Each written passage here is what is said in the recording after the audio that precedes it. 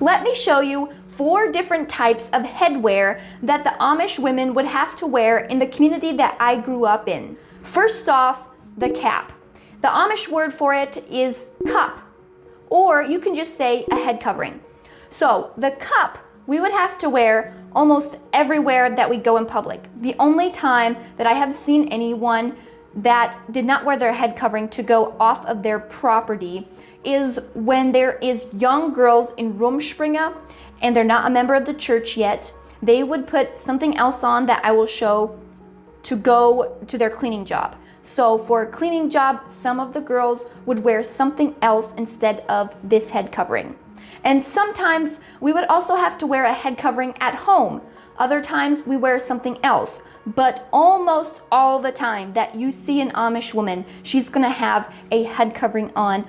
This is what is worn at home a lot of times. And the only other time that I've seen people wear this out of their home, like I said, is younger girls in Rumspringa for their cleaning job. Now, when I was Amish, I actually worked at a factory for a couple years, and as I was leaving the Amish. When I was working there, I did not wear a head covering. I wore this. So if there is girls that work at a factory and it's dirty work, then sometimes they would also wear this. This is just called a scarf. This is what we would wear in the winter time. If it is cold outside, we would just wear a scarf over our head.